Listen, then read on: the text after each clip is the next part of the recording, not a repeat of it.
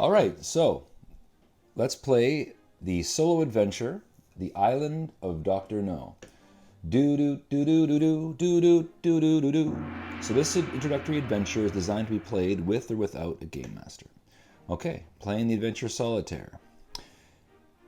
So it's very straightforward. It's like a choose your own adventure, but it does also give you an opportunity throughout the adventure to use a lot of the mechanics in the game. So let's get started. The adventure. So here's the character briefing. There is more than a little note of concern in M's voice as he discusses your latest assignment.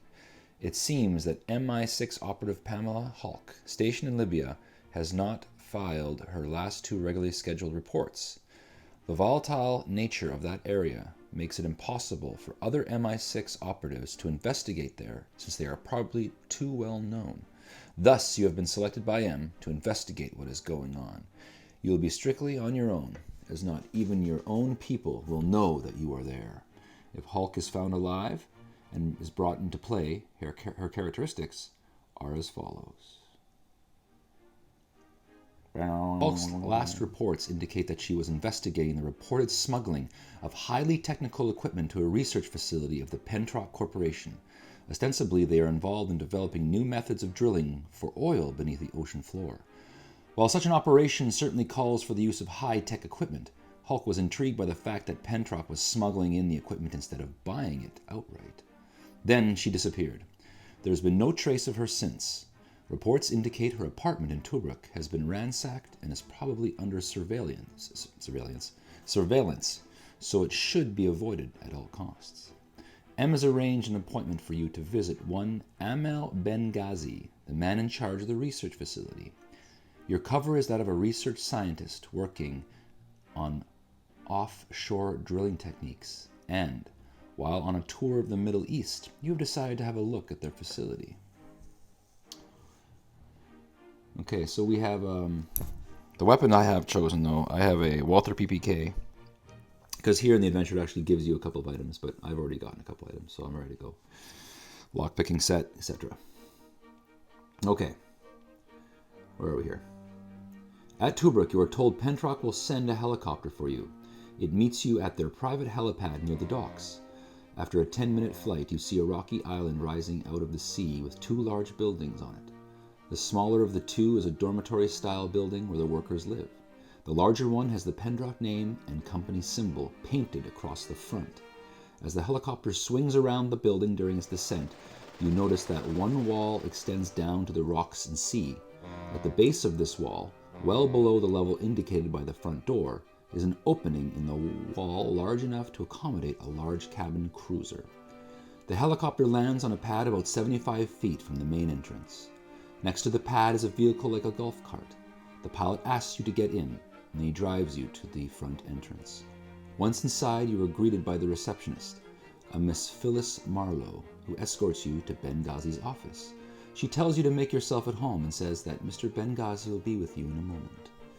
Benghazi's office is large and richly appointed. A massive oak desk dominates one side of the room. There are bookshelves on either side of the desk behind it and against the wall. Directly behind Benghazi's desk is what appears to be a genuine Picasso. There are 2 very comfortable chairs in front of the desk and a couch and chair arrangement against the wall, far from the desk.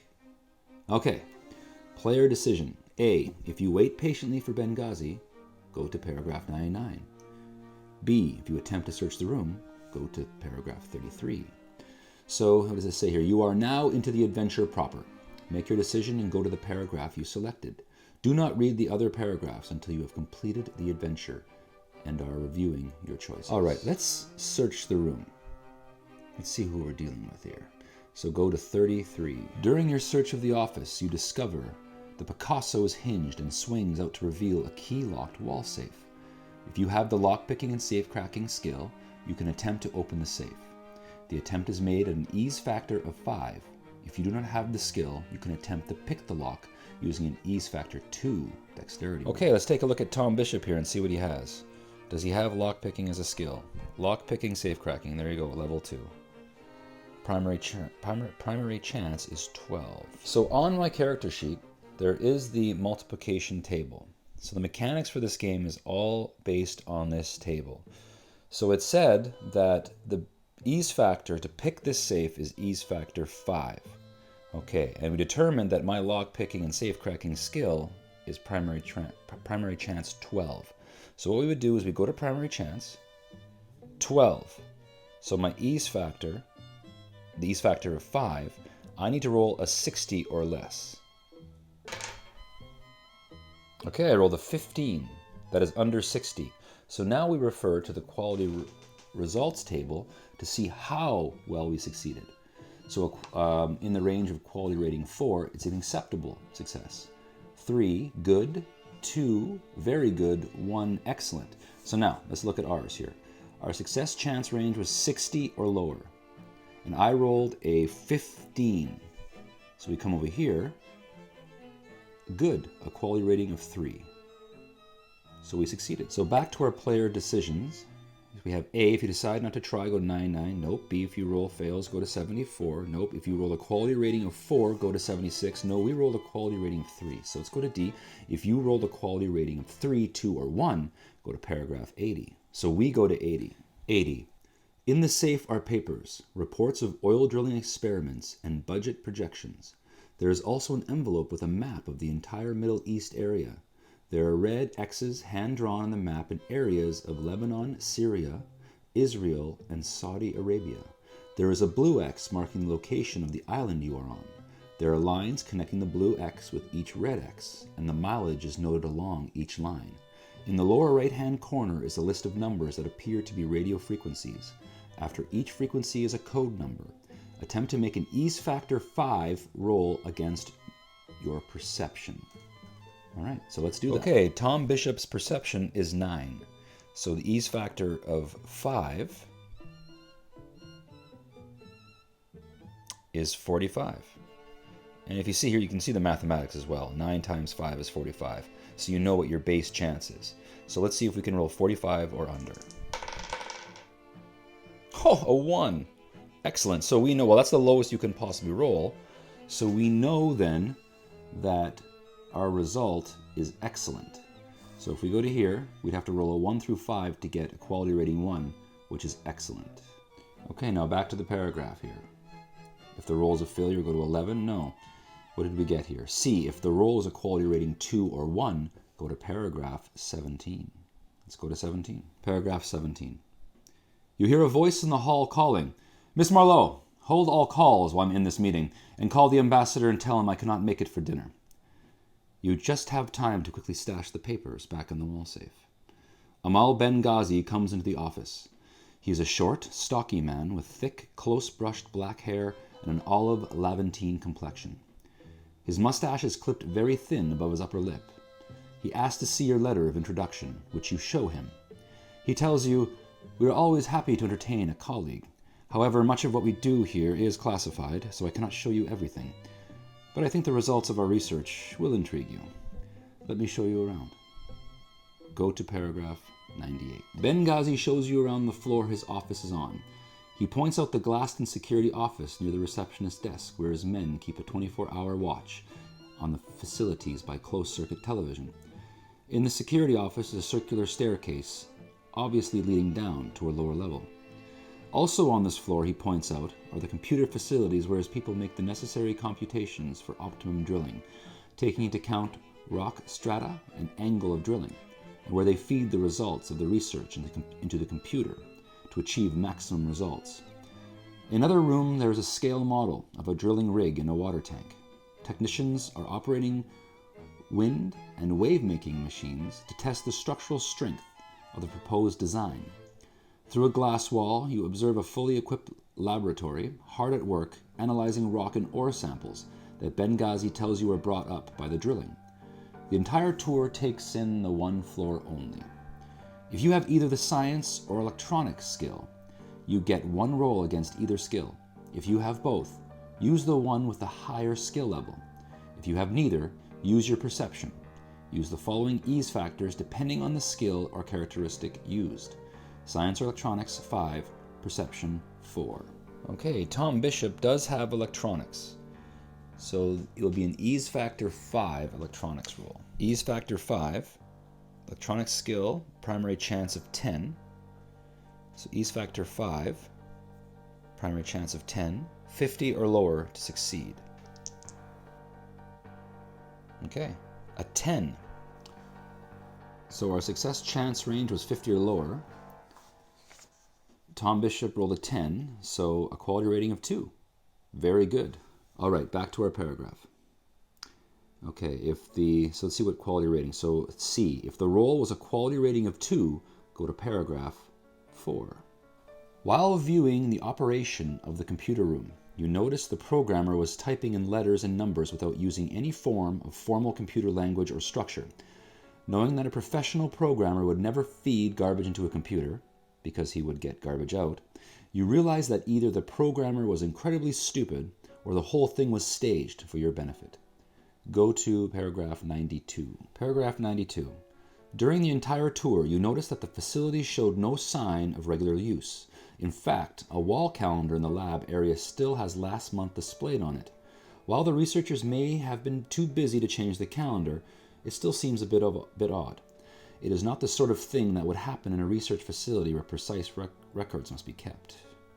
Okay, options. If you confront Benghazi with this information, go to paragraph 71.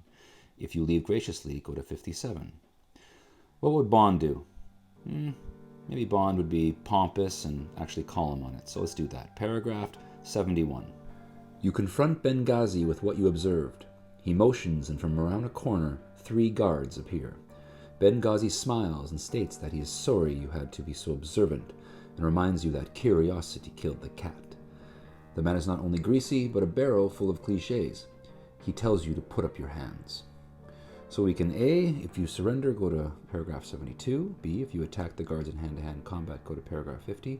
If you draw your weapon, go to 30. Let's draw our weapon. Let's go to paragraph 30. Paragraph 30. As you go for your weapon, the guards will reach for their Smith & Wesson's .38s. At the first sign of weapons, Benghazi, the short Levantine man, will dash down the hallway. Resolve the combat using the rules in Chapter 4. Remember to use the speed adjustments for having to draw weapons from holsters. The characteristics for the guards and their guns are found at the end of this chapter. If one guard is killed, the other will beat a hasty retreat down the hallway. All right, now to combat. Here are the stats for the guards.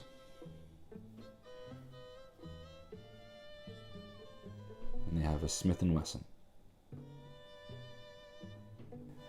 Now, how combat will work is that we first have to determine who gets to go first and who goes last. So how that is done by the 6-sider. I have my James Bond RPG dice right here. So we use the 6-sider to determine who goes first. So I roll this and add my speed number. And now because it's a draw, we're doing a draw right now, I get to add +1 because of the type of gun I have, which is the Walther PPK. So therefore I get +3 to this roll.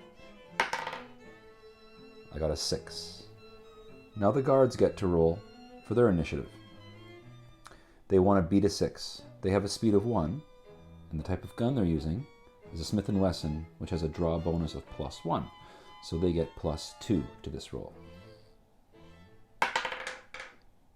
A 5. So I'm higher, I get to go first. Now from here, depending on the circumstances in the combat, where the combat's located, that sort of thing, it would be determined by the GM what the ease factor will be. So the ease factor, I will set it at being 5. Now I do get to add my speed to that ease factor, so +2, so ease factor 7 now, plus my PM +1, my modifier for the type of gun I'm using. It's easy to handle. So I get an ease factor of 8 so far, minus their speed, which is 1. So therefore, my ease factor I get to roll on is ease factor 7. The skill I'll be using for the combat is fire combat, and my primary chance is an 11. So now we come to the table, ease factor 7, primary chance 11, 77. So I have to roll a 77 or under in order to hit one of the guards. Do-do, do-do-do. I rolled a 31. So that is under 77. So I did hit one of the guards. Now I have to determine the quality result. How well did I hit the guard? And we do that by referring to the quality results table. So, just like we did in our skill tests, exact same format. So we check here, 77, that's the range, and I rolled a 31. So good, a 3. So now we have to see what that is, how much damage that is with this weapon. So now in this game, there is no hit points. There are wound levels. So there is ST, which means stun, LW, which means light wound, MW, which means medium wound, HW, heavy wound, IN, incapacitated, and then KL, kill. So, and those wounds are determined by the weapon damage class. So the weapon I have is a Walther PPK, and that is a damage class E. So you see here, quality rating 4 result would get a light wound. A quality rating 3 is a light wound as well. 2, a heavy wound. Quality rating 1, a heavy wound as well. So I did a quality rating 3, so I did a light wound to the guard. And then I quickly just record that on a piece of paper. So guard 1 has a light wound, guard 2, guard 3 are all still healthy. Now, with my present gun that I have, I can get off 2 shots a round. My speed, Tom Bishop's speed, is also a 2, which means I can have a second shot right now, and I will do that and attack that same guard. Second shot, bang. 84. That is not below a 77, therefore I missed. The guard's turns to attack.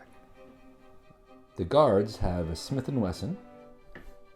So the first thing we do is we look at the ease factor of the combat, which we determine to be a base of 5. Now, plus Tom Bishop's speed of 2. Well, actually, let's do it this way. So the first guard is going to fire to attack, and their speed is a 1. So the 5 becomes a 6, minus Tom Bishop's speed of 2. So the ease factor is 4 for the guards to hit Tom Bishop. Now, their Smith & Wesson doesn't have any bonus, so it stays at the 4.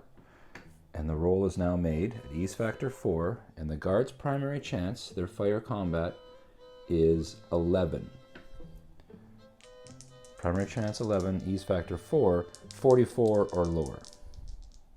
First guard, 14. Hit. Let's just roll for all 3 of them. Second guard, 94, miss. Third guard, 83. So 1 hit, bang, bang, bang. One of them penetrates the skin of Tom Bishop. Let's see how much damage it did. So, to determine the damage, we have to find out the equality result of the shot, which was a roll of 14 on a success chance of 44, so that falls between that range, the 4150. A roll of 14 was made, which falls under a 3, quality rating of 3. So let's see that damage on the weapon of the Smith & Wesson. The Smith & Wesson has a damage class of F. Now to the wound level chart.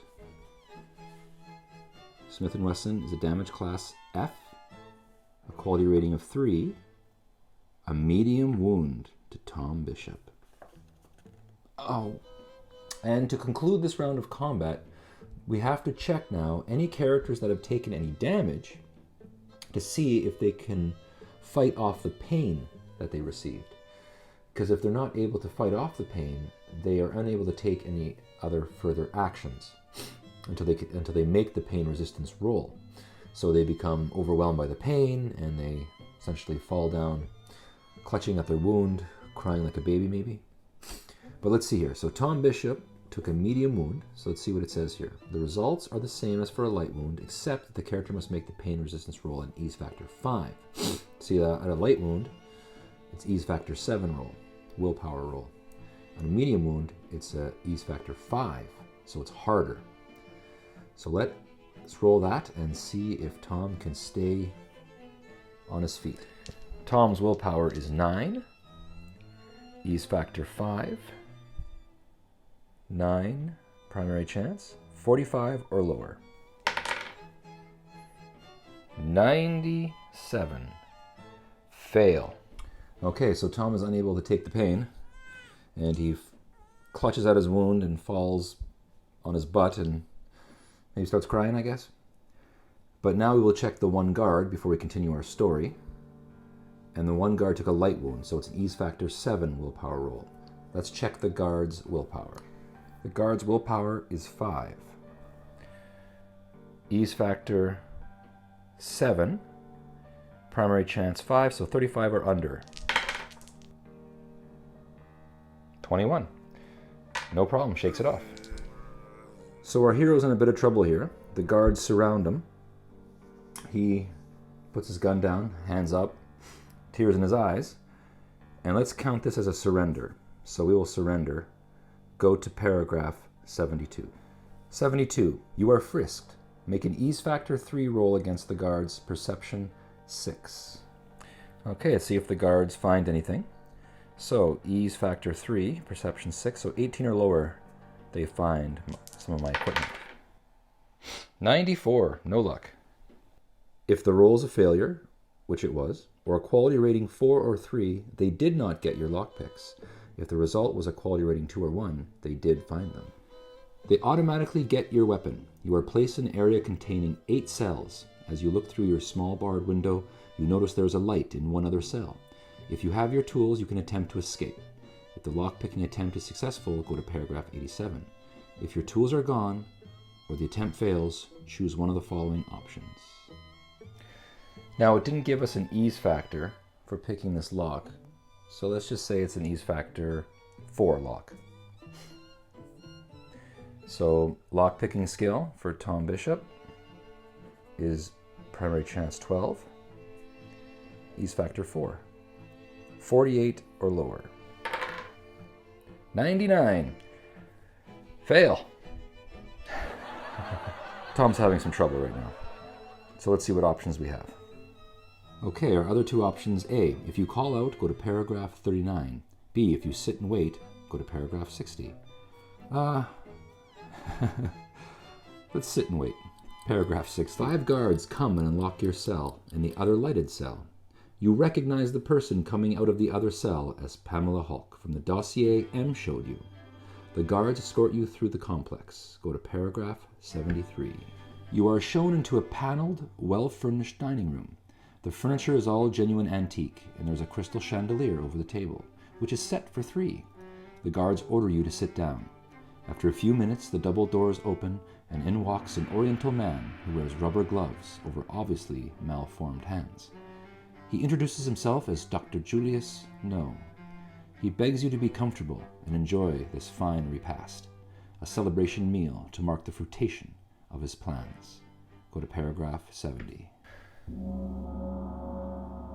Well, there you have it. So far, Tom has ran into a bit of trouble this adventure, but who knows, maybe that's part of his plan. Maybe he was working on this all along so he can get to Dr. Julius No, the falling to the ground, crying after the bullet wound, getting locked up, waiting patiently. Tom's clever. But I think I'll stop there. We have gone pretty far, and I feel that this really gives you an idea of how the mechanics work. It is really simple. The GM essentially gives you ease factors, and then from there, you make rolls on your skills, percentile, and how fast you complete that task, how well you've completed that task is determined by the quality rating. So, I feel the system is very effective. We've had a lot of fun playing this game. One of the really strong mechanics of this game is the chase mechanics. They work really well in this game. We didn't get a chance to see that this session, but who knows? Maybe we'll have the continuing adventures of Tom Bishop in the future. If you want to see me continue this playthrough, let me know in the comments below. But just my opinion on this game in general, it is a lot of fun. My group has had a great time playing it. The mechanics are very simple. You really are just referring to the multiplication table and then checking the quality rating, seeing how fast you completed that task, how well you completed that task. So it really is a very simple system. So thank you for watching my James Bond 007 role-playing game playthrough. I hope you enjoyed it. Thank you. Bye-bye for now.